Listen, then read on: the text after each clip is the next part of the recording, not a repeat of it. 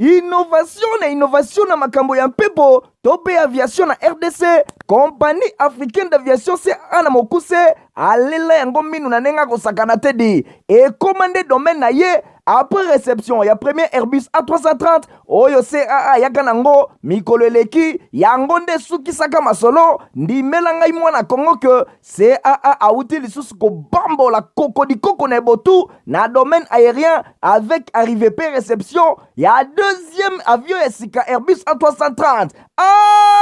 Airbus A330 deuxième frappe yango yo ya mokwake na mapate RDC ya boebondi melangai ke mon côté na terrain po ezala nanu te et comme il est lontimba na nzuzi veut dire mapasa Airbus A330 ba avion ya mokwake ya liboso yaka yango yo bozwa lix eza nango neti soki omatio kita na ote po confort nango eza na ba angle nyonso kobana na bakiti na couloir na first class na classe économique et bongo bozo ya mibale yango yo nyonso eza na excellence pe noblesse moko hors pair boyeba pe bosimba ke Airbus A330 eza ba marque ba avion oyo bomodaka na international ba compagnie aérienne de renom pe crédible nde basalelaka yango bokokuta yango na bamboka lokola Allemagne veut dire na Machaft pe ba pays européen ebele kutu batu ya baaffaire pe mingi ya minene na monde mingi basalelaka yango po na kitoko pe bopeto na luxe na yango surtout mécanisme ya sécurité eza nango chaque siège ndenge kaka boza komona eza na mwa mini télé oyo kotalela bafilme ennui, fatigue, okotika la koyoka yango te USB na pointe pour le chargement ba téléphone tope ba utilité mosusu Airbus A330 ya mibale ya CAA et combien eza na deux classes first class pour na bino ba grand monsieur na ba grande dame pe ba personnalité misusu ebele avec 36 sièges classe économique pezali pour na bino bosalaka ba faire pe bato nyonso ba amoureux ba voyage avec 267 sièges mokoka sala voyage dans ba meilleures conditions ndenge nanu ezala te avec Airbus A330 ya mibale ya CAA avion ya sika oyo uti kokoma ekwei deja na mabele timba na nzuzi lelo mibale moko te na Congo bana Congo pe bapaya basepeli oui CAA mfumu na ba innovation deuxième avion Airbus A330 yango ekomi week-end elamu na bota la bino merci pour vous aider sur la télévision na bino pour la colonne journal vendredi. Merci na fidélité et confiance pour continuer à causer nango na journal na bino à peine cause la nommé pas ya chef de l'État Félix Antoine Tshisekedi Tshilombo une centaine ya magistrat ndeba prêta qui serment liboso ya chef de l'État mokolo ya jeudi 14 septembre on a parlé de la nation héritier ma opinion ma pesi bino ba détail et longo na Willingela 69 hauts magistrats ya cour de cassation ya conseil d'état pe ya ba parquet généraux près ya ba haute juridiction ba prêtaki serment liboso ya chef de l'état Félix Antoine Tshisekedi Tshilombo ezalaki na cérémonie moko organisée na palais de la nation ba hauts magistrats oyo ba zalaki nommé na mi-août et outi koleka ba juré ko respecter constitution pe ko respecter mibeko ya République démocratique du Congo ko remplir loyalement pe fidèlement na honneur nyonso pe dignité ba fonction oyo epesamelaki bango nasima ba signaki procès verbal ya prestation ya serment président de la République na qualité na ye ya magistrat suprême azwaki acte ya serment na bango nasima ya kosakite na obligation constitutionnelle ba o magistrat oyo bakotaki officiellement na fonction ezalaki bongo premier président moko 8 présidents P20 conseillers na cour ya cassation P5 premiers avocats généraux ya République P8 avocats généraux ya République P ya cour de cassation 5 présidents P9 conseillers ya conseil d'état côté siège P5 premiers avocats généraux P8 avocats généraux pour na parquet près ya conseil d'état na terme ya série ya ba ordonnance oyo etangamaki le 15 août eleki chef de l'état asalaki ba mise en place na magistrature ba magistrat misusu ba kotaki misusu bazalaki révoqué mingi pe bakendeki retraite pe misusu basalaki objet ya démission bosimbake réaménagement oyo ezokota na cadre ya ba réforme ya appareil judiciaire oyo ezali initié epai ya chef de l'état Félix Antoine Tshisekedi Tshilombo pona kokembisa état de droit na République démocratique du Congo. Toyota bongo masolo ya Assemblée nationale pour la commission de Nassima 3 mois de vacances parlementaires honorable député nationaux peu sénateur bazongeli nzela na bango ya mosala ya palais du peuple vendredi 15 septembre pa wapi rentrée parlementaire et salemi kuna na deux chambres ya parlement et wapi pai ezalaki marqué na ba discours ya deux présidents ya ba deux chambres bo simba lisusu que session o eza seulement session budgétaire te kasi pesa session ya suka pona ba honorable député na législature oyo ba détail élément bokolanda yango national biso mokolo ya lobi na masolo ya premier ministre Jean-Michel Sama Bobakia yambaki mokolo ya jeudi 14 septembre kuna na primature ambassadrice ya royaume ya Belgique Nadine Sina na pesibino ba détail. Ambassadrice ya royaume ya Belgique na République démocratique du Congo ayamamaki kitoko jeudi 14 septembre kuna na primature et pana moko numéro 1 ya ba warrior premier ministre Jean-Michel Sama Konde Kenge et pa yuapi ba abordaki ba question ya minene pona état ya ba relation bilatérale entre ba deux pays oyo ba lobelaki pe état d'avancement ya ba grand projet ya coopération belgo-congolaise pe ba question ya ba relation multilatérale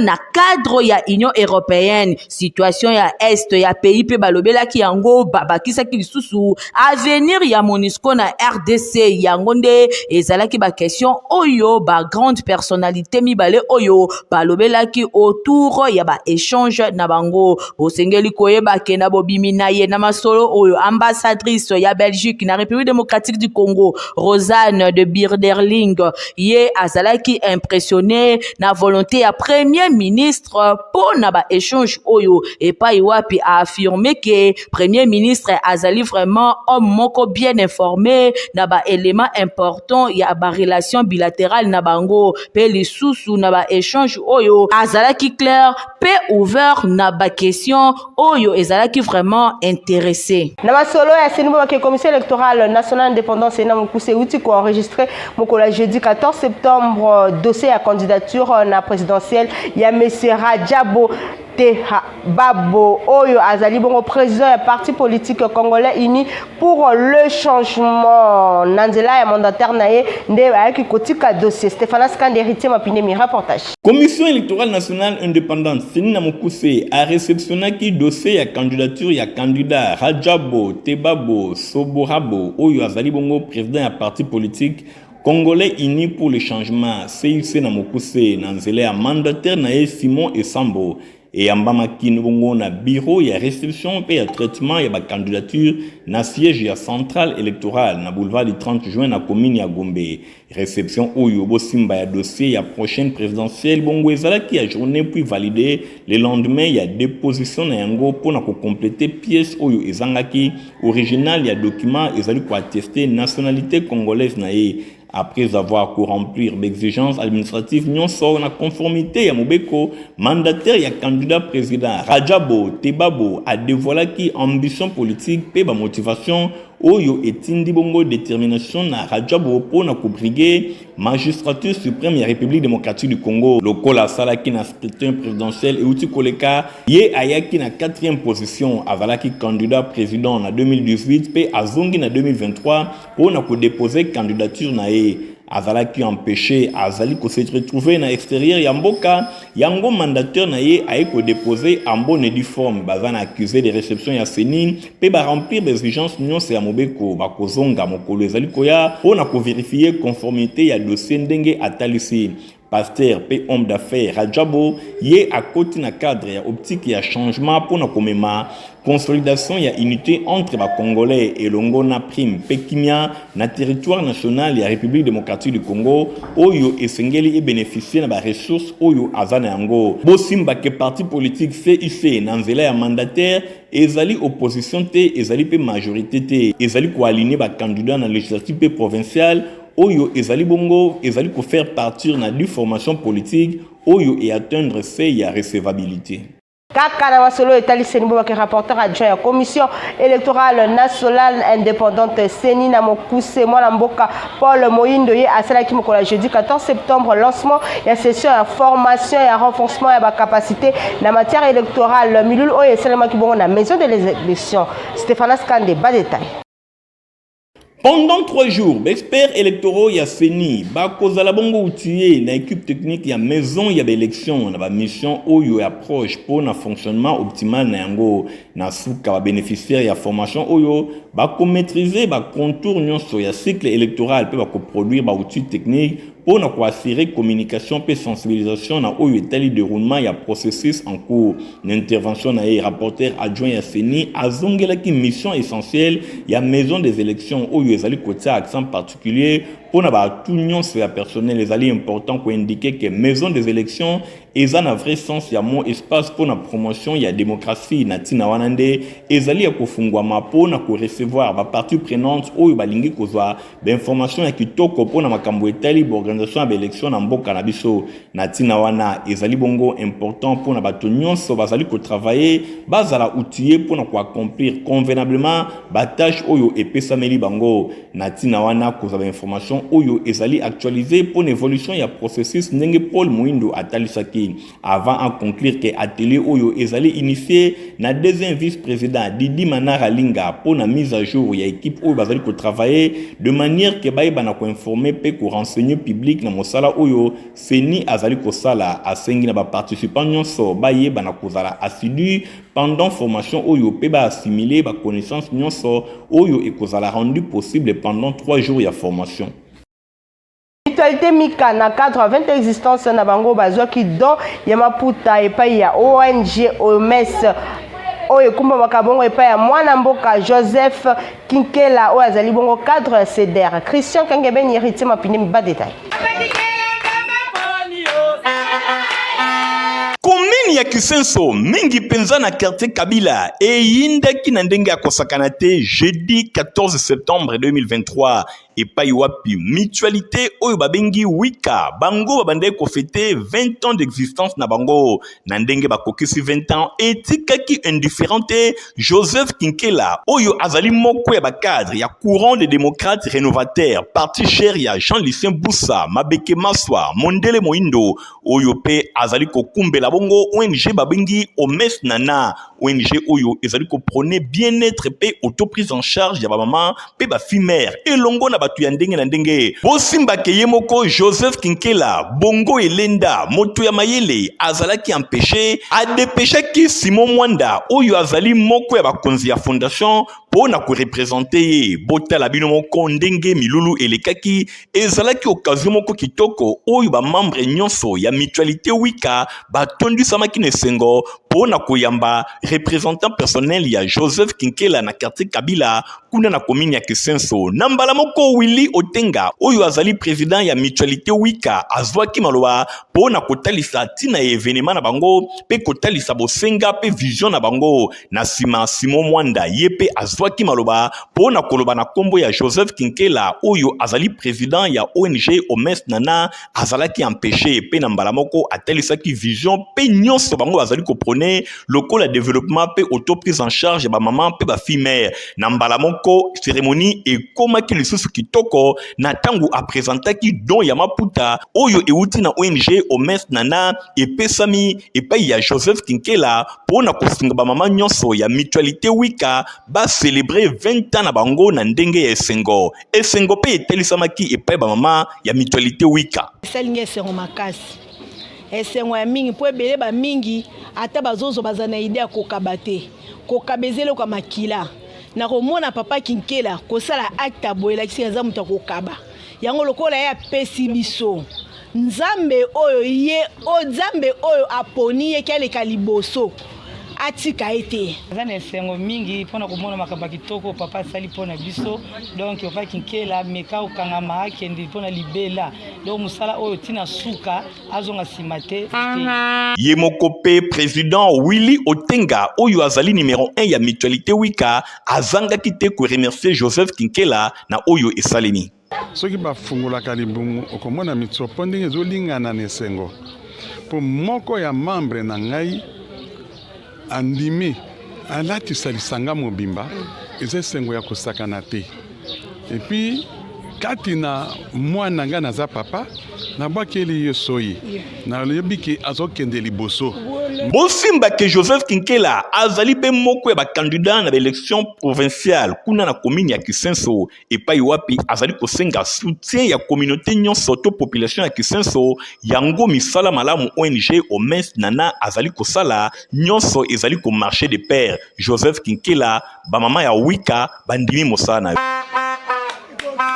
Deuxième session de formation professionnelle dans le centre de formation Nerombungu Eza Kobanda le 25 septembre 2023 dans ma filière Nabango Nyonso. Voilà les détails. Sixième session il y a centre de formation professionnelle honorable Nerombungu Ezali Kobanda le 25 septembre Ezali Koya na ba filière Nabango Nyonso. Lokola informatique, coupe couture, esthétique, français, anglais, alphabétisation, auto-école, décoration, pharmacologie. Pekuye bakosala crème yaou jibaoba elongo na insecticide pona yango responsable ya centre oyo madame Naomi Lukoji abengi mutu nyonso alingi koyekola mosala na maboko akende komisa na lombango pambate ba place ezali limité pe abakisike na centre de formation professionnelle honorable Nerombungu b'inscription basilabis ezali ya ofele atalesiti na mutu asengeli aiba mosala na vie na ye pona ye mosala ezali tata pe mama. Ezali makasi pona kozwa lokola papa Nero. Pote papa Nero souci na ezali ba chômeur basila na RDC mobile. Yango atie ba formation nyonso ofele na nyonso inscription syllabus na yo yaka kaka ya kotanga. Pote musala eza papa na mama. Musala yango nde erandaka moto itile. Boya ebele ba formation na biso ezali nyonso ofele. Boya papa mama leki mwana. Boya ebele boya kokoma ofele boya koyekola. Po motema malamu eza na papa Nerombungu. Yango atie nyonso ofele. Brevet tokopesa yo ofele. Nyonso tokopesa ofele. Yo yaka kaka ya kokoma ba inscription eza en cours. Boya ebele pote musala eza papa na mama. Soko yebi kotonga. Kosala suki, komema mutuka, koyeba kokomana kotanga, et c'est très important na vie ya mutu. Bosimba Kebalakisi ya centre de formation professionnelle honorable Nerombungu bazali qualifié pe pratique et lenda kuna penza na ndenge ya kosakana te surtout pour na ba apprenant informatique coupe couture na pharmacologie oyo basala kana yango na ba atelier moderne ya fondation Nerombungu wapi epai ba machine ya couture ba ordinateur pe ba équipement ya laboratoire ezali vraiment ya sika. Bosimba lisusu ke centre de formation professionnelle honorable Nerombungu ezwami na avenue Bantandu numéro 39 quartier Kanga na commune ya Kisenso pembeni ya complexe scolaire Mama Pemba ba bureau na bango ezali chaque jour ya kofungwama de 7h tuna 18h30 pona information mososo esengeli ko benga na ba numéro oyo centre de formation professionnelle honorable Nerombungu yango nde penza pona formation ya solo toza na communiqué ya Metesat oyo eza ko annoncer mbula ndenge eza ko banda pe suka ya saison chess.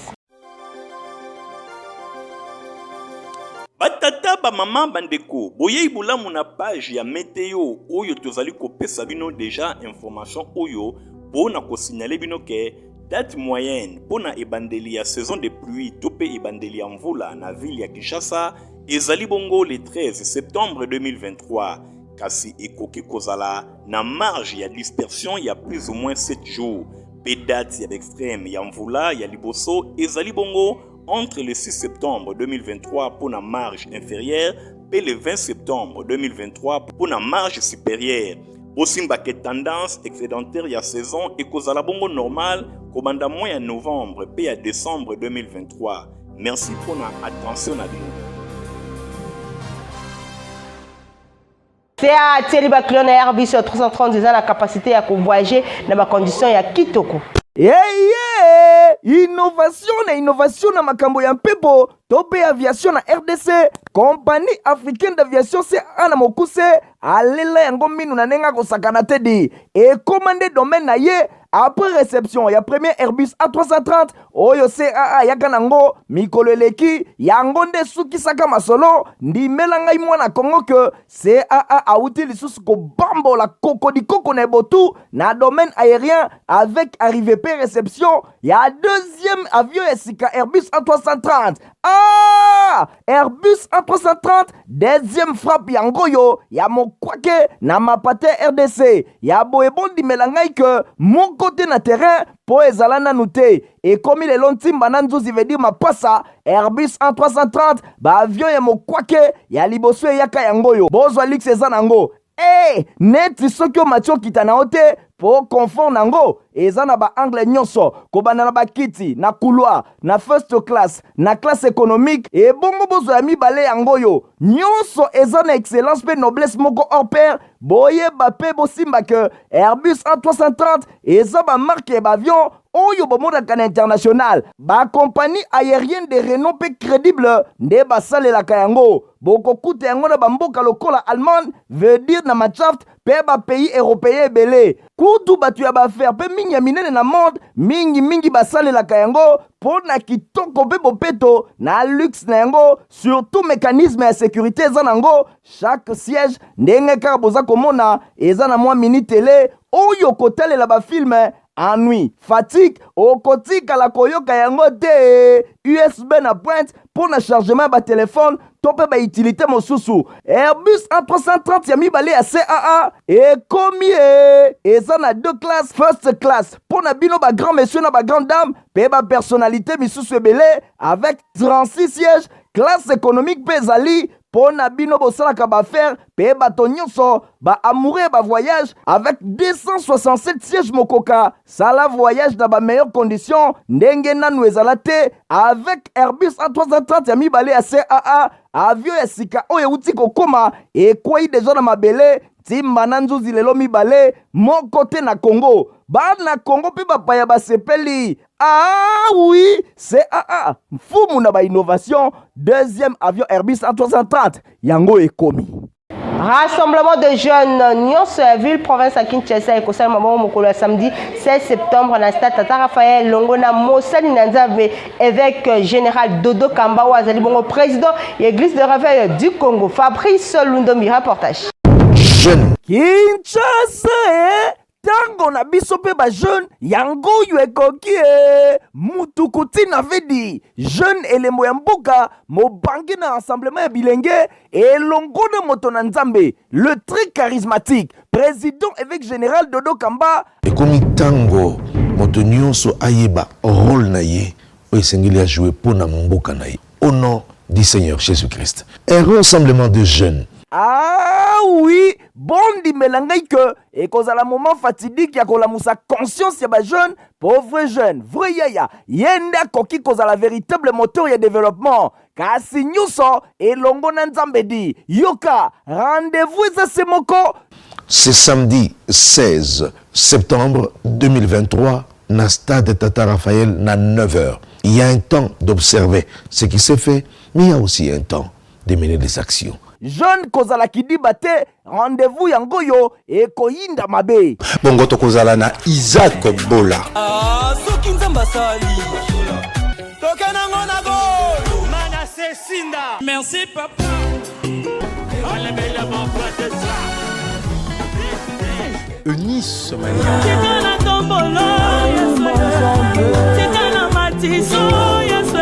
Femme Tamar. Peba misusu. Nzambe apambola biso. Tala vrai jeune ya solo oyo alingaka mboka na ye jaja zanga potu oyo jeune nyonso il faut zala lembo ya mboka po Kongo etongama. Jeune bima po ngenga heure na yo ekoki obikisa mboka na yo. Mboka na biso eko se développer na jeune oyo aza elembo. Jeune elembo ya mboka na Nzambe. Ngai nazanga te.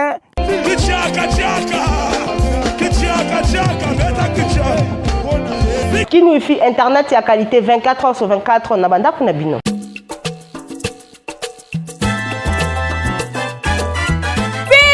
Fini makambo ya kokende kosomba mega na coin po eza perse ya pamba boyokelanga eloko oyo Kin Wi-Fi eye pona ko résoudre ba problème na bino nyonso na oyo etali internet bamemeli bino internet ya haut débit fixe par satellite partout na République démocratique du Congo ata na fin fond kuna même na bozoko toujours na vitesse ya nyama tina 50 megabytes par seconde. Bakisa likolo nango bonus data la nuit ya 150 p 300 giga de 22h à 6h. Bobo solo la kitoko bo travailler nelengi pe o télécharger biloko nyonso oyo za nango posa na ba entreprise, bar restaurant, hôtel, église, même na wenze. Bo partager connexion à ta quartier mobimba pokin wifi internet assuré vitesse kuba yango ekatana kate toujours intact. Boka te o bo installation nango eza très facile et pas wapi ba installateur baza partout na République démocratique du Congo na kit complet nango mobimba. Ata oza na mboka, ata oza na Kinshasa, moyena antenne moko ya mokie na modem oyo boye, place nyonso oza na zamba, oza na forêt équatoriale, oyo kozwa internet na yo à partir ya Panadol. Soko osombi antenne na yo, bakoya koinstalle yo. Soko oza na mboka, oza mpe na baingénieur indépendant, bazala na disposition na biso mpona koinstalle antenne. Kutakin wifi na rond-point Forescom na kati ya immeuble la Brousse na commune ya Gombe oza mobimba. Stribi Diaming eza potopoto ya malonga oyo esalami na bana mboka okoki komela yango tango nyonso ozali na pusa ya komela yango ebaki na kati kuna eza na vitamine pe biloko ya ndenge na ndenge. Reportage. Génération a une autre choix ya potopoto Diaming et tikali na top. Ngai nakolisa bana na ngai na Diaming. Bana na ngai pe bazali kokolisa oyo ya bango bakoko na ngai kaka na Diaming. Diaming ezali potopoto ya kitoko pe elengi esalemi na bana ya mboka. Consommons congolais.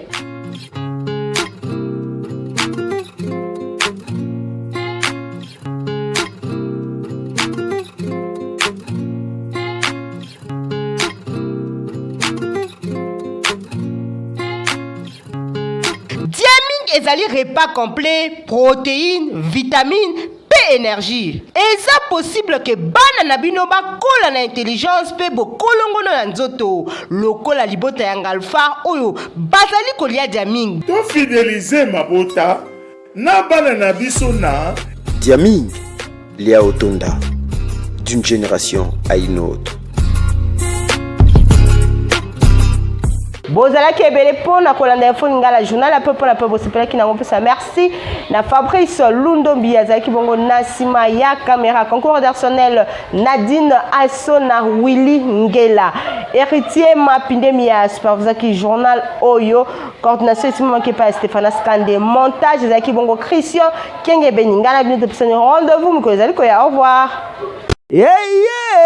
Innovation na makambo ya mpepo tope aviation na RDC compagnie africaine d'aviation CA na mokuse alela yango minu na nenga kosakana te di et commandé domaine na ye après réception ya premier Airbus A330 oyo CAA yaka nango mikolo eleki yango nde sukisaka masolo ndimela ngai mwana Kongo ke CAA auti lisusu kobambola koko na botu na domaine aérien avec arrivée pe réception ya deuxième avion esika Airbus A330.